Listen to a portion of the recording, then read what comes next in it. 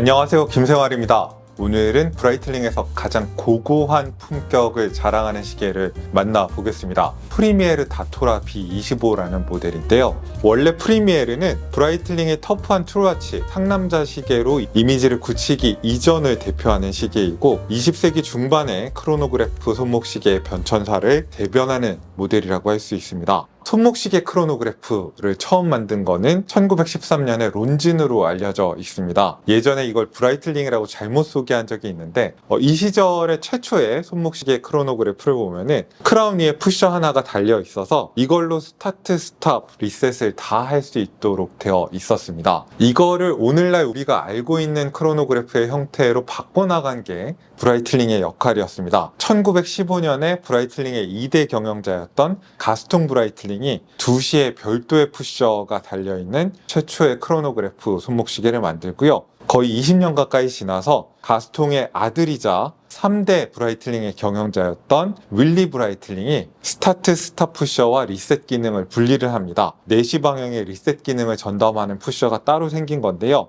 브라이틀링이 크로노그래프가 이런 형태로 자리 잡게 하는데 결정적인 공을 세운 회사라고 하는 거는 과장이 아니라 정말 문자 그대로의 의미에서 그렇습니다. 그럼 프리미에르는 언제 나오느냐? 브라이틀링이 1930년대부터 이미 비행기 조종관 패널에 들어가는 크로노그래프를 만드는데 특화된 브랜드이긴 했습니다. 그러니까 예전에도 항공시계 브랜드였던 건 맞는데요. 하지만은 보다 일반적인 크로노그래프 손목시계 대중화에도 앞장선 브랜드이기도 합니다. 그 선봉에 섰던 게 오늘 이야기할 프리미에르인데요. 처음 출시된 거는 2차 대전이 막바지를 향해 가던 1943년입니다. 전쟁이 끝나면은 민간에서 클래식한 크로노그래프 수요가 폭증할 거라는 기대하에서 만든 것으로 보이고요. 프리미에르라는 이름은 프랑스어로 첫 번째라는 뜻인데 여기다 무슨 뜻을 담고자 했는지는 불분명합니다. 하지만은 요즘 브라이틀링의 해석에서는 가장 성능이 좋고 우아하고 럭셔리인 지향을 담고 있는 그런 모델을 만들어 보자는 의미로 이해를 하는 것 같아요. 당시에 나왔던 오리지널 디자인들을 보면은 그 시절 시계답게 클래식하고 드레시한 느낌이긴 한데 약간의 스포티함을 더해서 다양한 라이프 스타일을 가진 사람들한테 호소하려고 했던 흔적이 보입니다.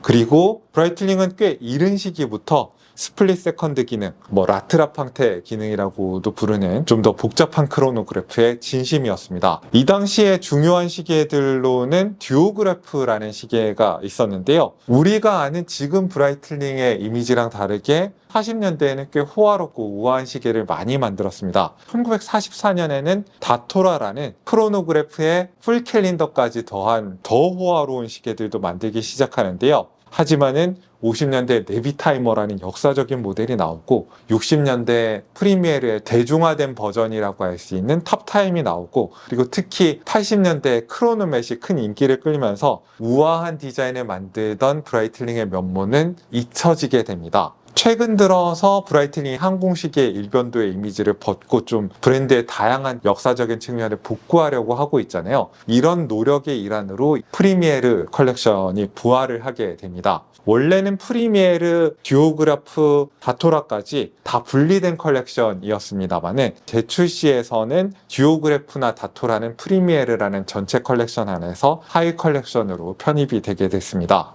오늘 주인공인 새로운 프리미에르 다토라는 새롭다고 하지만 한 3년 전에 나온 겁니다. 완벽한 균형미가 특징입니다. 브라이틀링에서 너무 오랜만에 풀캘린더 크로노그래프를 내놓아서 파텍 필립 오마주가 아닌가? 브라이틀링은 자존심을 잃었는가? 이런 이야기를 종종 듣기도 합니다만은 사실은 조금 억울한 이야기라고 저는 생각합니다. 물론 요일과 월을 12시 방향의 창으로 표시를 하고 날짜침이랑 문페이지가 6시 방향에 있는 배치가 다토라랑 비슷하게 느껴지는 면은 분명히 있습니다. 하지만은 이런 배치를 파텍 필립이 독점한다고 할 수가 없습니다. 파텍 필립의 유니크함은 비례감에 있다고 저는 생각을 하는데 비례감이 다토라랑 결정적으로 다릅니다. 파텍 필립의 디자인의 기원을 거슬러 올라가면 1941년까지 올라갑니다. 벨주 130이라는 당시 무브먼트 위에다가 퍼페추얼 캘린더 모듈을 자체적으로 개발해서 올린 겁니다. 날짜를 좀 더 읽기 좋게 하기 위해서 6시 방향 카운터가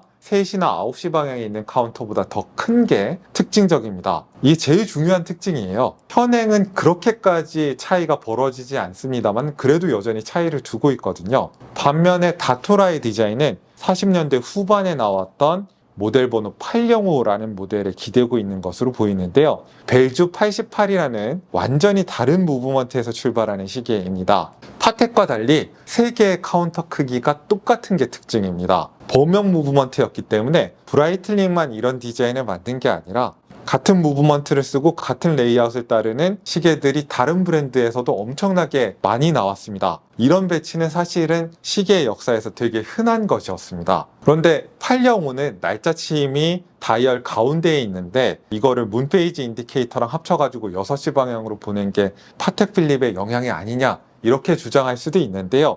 이것도 사실은 1940년대에 브라이틀링 다토라의 다른 버전에서 볼 수 있었던 방식입니다. 모델 번호 799 같은 시계를 보면은 12시 방향에 있는 문페이지 인디케이터랑 날짜침을 합쳐가지고 표시를 한 거를 볼 수 있습니다. 그러니까 이거는 얼마든지 충분히 모델 번호 799랑 모델 번호 805를 자체적으로 섞어서 만들었다고 얘기할 여지가 있는 겁니다. 아마 파텍 필립을 연상시킬 정도로 이번 다토라의 비례감이 우아하게 나왔기 때문에 내가 브라이틀링을 아는데 이렇게 우아한 디자인이 나올 리가 없어. 파텍 필립을 베낀 거야. 이런 편견을 표출한 게 아닐까 싶고요. 다 찾아보면은 브라이틀링의 아카이브에 대응하는 디자인이 있다. 저는 이렇게 정리를 하고 넘어가도록 하겠습니다.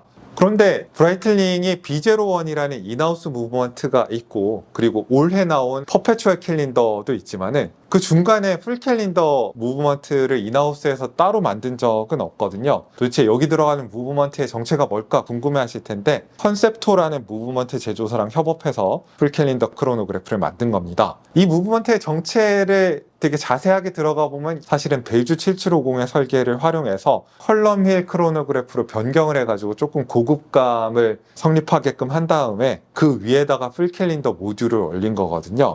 오히려 B01과 비교를 해봐도 기계적으로 뭐 뛰어나다거나 새롭다거나 그런 거는 좀 없긴 합니다. 그리고 사이즈에도 분명히 영향이 있죠. 안 그래도 크기가 큰 7750에다가 캘린더 모듈까지 올렸으니까 빈티지랑 달리 시계가 42mm로 커질 수밖에 없었습니다. 두께도 지금 제가 차고 있는 거 보시면 아시겠지만은 15.5mm로 미칠 듯하게 두껍습니다. 뭐 이거를 다르게 포장할 수 있는 방법이 없는 것 같아요. 두꺼워요.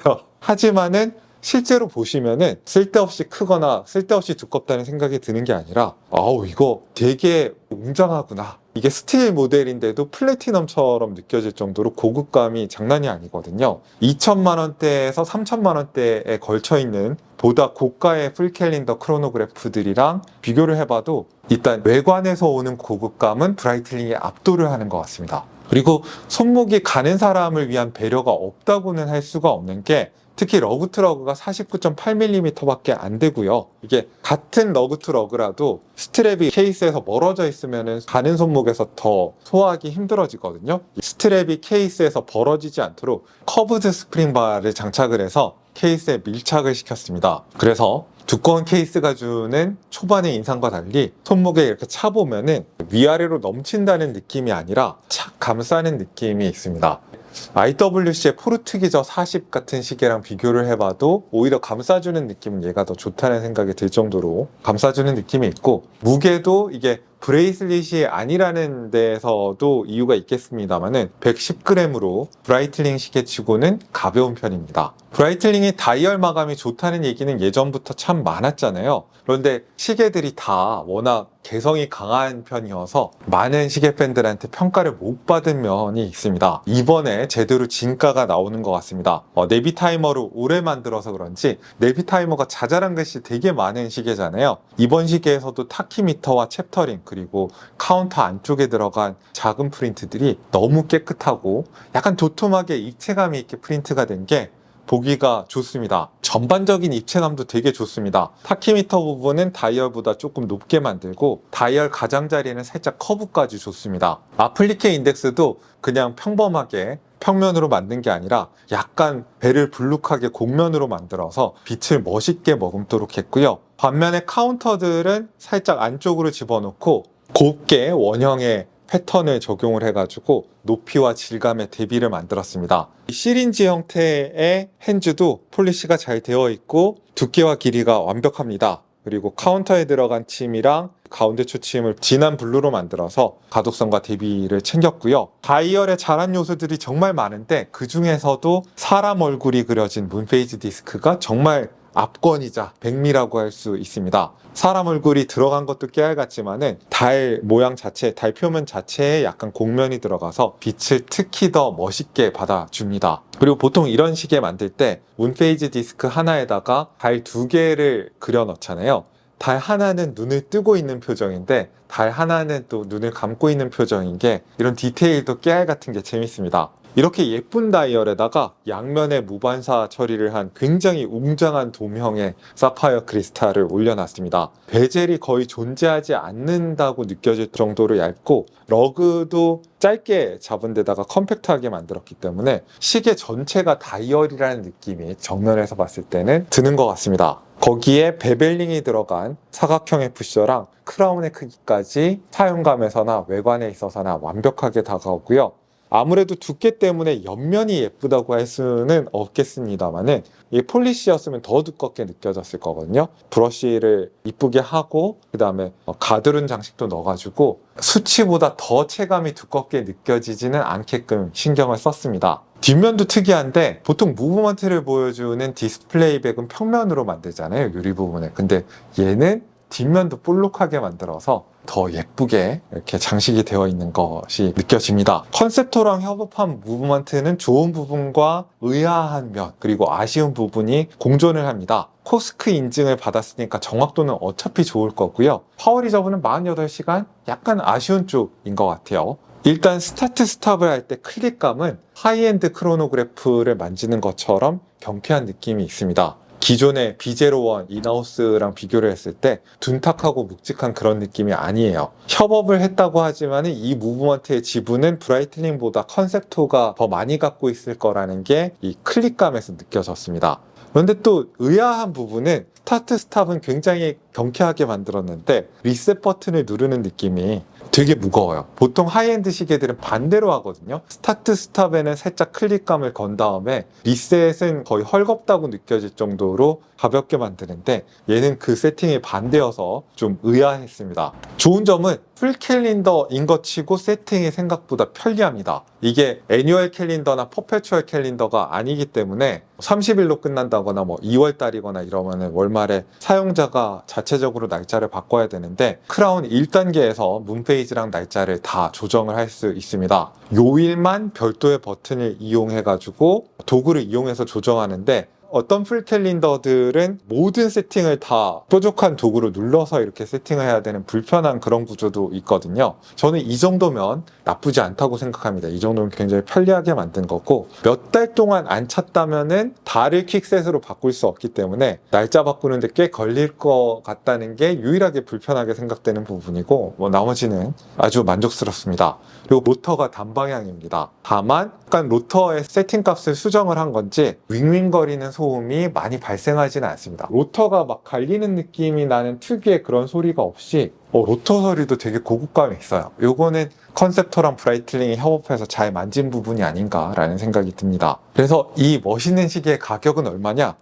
가격이 좋을 때는 있었는데 보통 네비타이머나 이런 거는 1,000만원대 중반에 있잖아요. 프리미에르도 그렇고. 그래서 거기서 조금 더 보태서 이것도 노려볼 만하다 이런 느낌이 들었었는데 가격 오르는 흐름이 반영돼가지고 1,948만원입니다. 하지만은 풀캘린더 크로노그래프가 워낙에 흔하지 않은 장르이기 때문에 얘 아니면은 뭐 제니스? 이 정도밖에 없거든요. 브라이틀링의 비례감 이런 게 좋았다면은 대안이 없다고 해야 되지 않을까라는 생각이 듭니다. 이 영상은 브라이틀링이 올해 140주년을 맞았기 때문에 축하하는 의미로 제작을 해봤습니다. 얼마 전에 제네바 워치데이즈 하면서 브라이틀링이 140주년 기념으로 최초로 퍼페추얼 캘린더 인하우스 무브먼트가 들어간 시계들을 공개를 했잖아요. 팬 입장에서 매우 기쁜 출시이고 이제 나의 브라이틀링이 퍼페추얼 캘린더도 인하우스로 만든다 뭐 자랑할 만한 부분이긴 한데 하지만 이제 18K 로즈 골드 소재의 케이스에다가 3가지 버전이 있는데 다 8,400만원대거든요. 여기에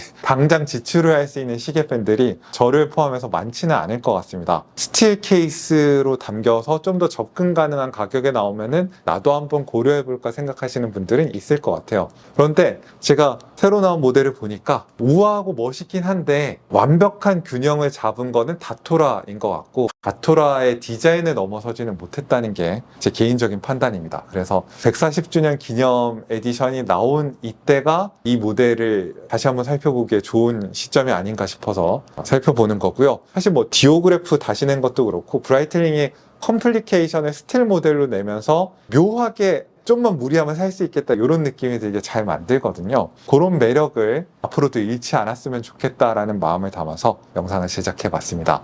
언젠가는 드리고 싶은데 얘는 중고로도 잘 안 나오더라고요. 다 소장하려고 사는 사람들인지 제춘하기님의 배려로 빌려서 한번 리뷰를 해봤습니다. 오늘도 여러분들께 유용한 정보가 됐기를 바라고요. 저는 김생활이었습니다. 안녕히 계십시오.